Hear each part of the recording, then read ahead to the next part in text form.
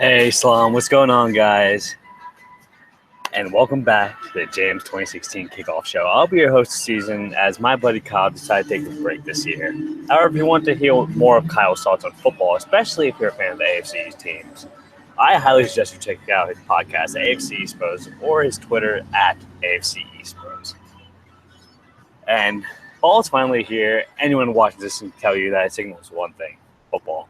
And honestly, just looking at the slate of teams this year and my own game schedule, I can tell you every game is going to be as competitive as the last. Gone are the crappy G-Packs, the replacements, Titans, juggernauts of old.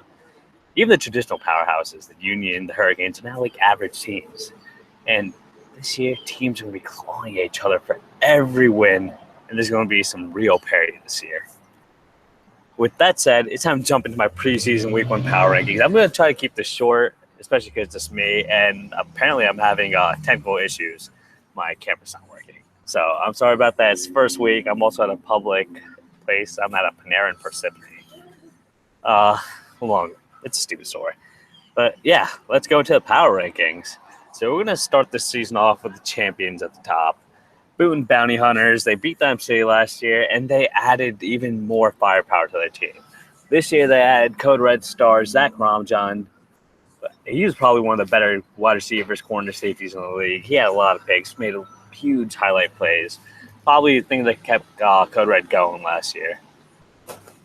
Coming in second, I got Swag. And I feel like between the Swag and the Boonton Bounty Hunters and the Dime City finals, Swag kind of took a back seat, which is weird, especially because this is a team that they were 9-1 last year, I believe.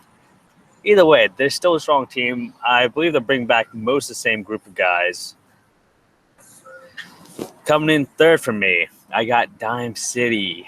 So, yeah, some people will be wondering why I disrespect Dime City by putting them 30 mil. They were in finals. One of my big reasons is they lost, I want to say his name's Quill Bay. He was a big lineman, number 74 last year for them, and he made some big plays. I remember last year when we had Mike Gordon on for our show. He said that guy was probably the biggest difference maker for that team. But he's now on the heavy hitters. So it'll be interesting to see who Dime City replaces him with. Okay. Sorry about that. Coming in fourth. The fourth and fifth spots were the toughest for me. I had a toss-up between the Spartans and the Knights. Both teams are so similar to me. I think I've said this a bunch of times. Both teams are very predicated on line play. They're both really strong in the trenches, and they have their playmakers on the outside. Spartans have Omar Katamani. The Knights have Josh Gordon. So, they do have their stars on the outside. They also do have Jeff DeZuter, but it's going to be tough. I can't really differentiate the team, so we'll see how they flip-flop. Sixth, and I can't believe I'm saying this about a team that went 8-1 last year with the tie. They were the second best team in JAMS last year, but somehow I dropped them sixth. The Union, long-time powerhouses, the most championships in JAM history. I don't know, man. It's just I feel like the league's gotten a lot younger, team's gotten a lot better. It'll be hard for them to keep pace, especially because every time I watch them, I felt like they had attendance issues. So we'll see how it fares the Union. 7. So I didn't really know where to put this team. I know very little about them. It's the heavy hitters. We call it the Dime City spinoff, and there's only 3 or 4 players from Dime City there, but those 3 or 4 players are big ones.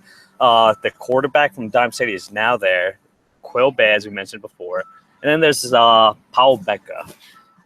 He was a corner, I believe. But either way, it's a new team. It's nice to see some fresh blood, and I hope they seem to be competitive. They got some nice jerseys, I'll tell you that much.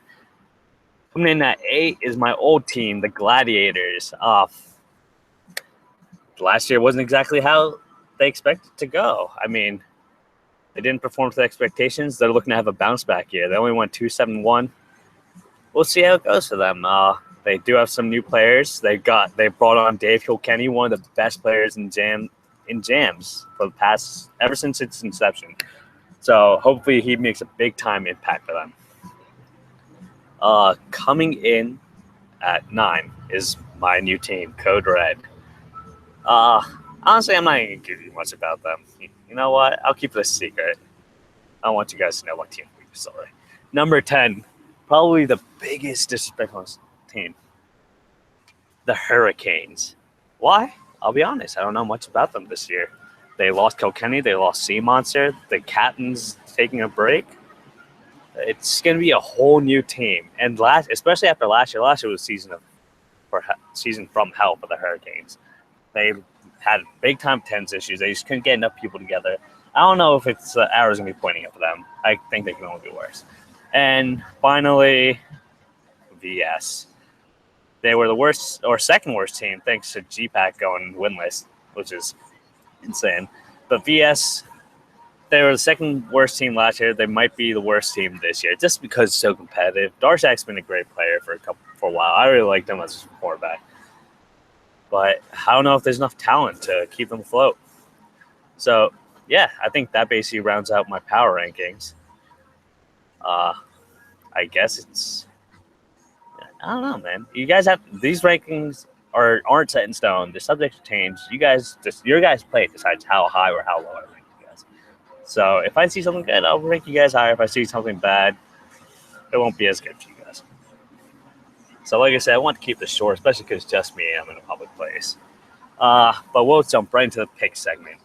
So, first game of the JAMS weekend.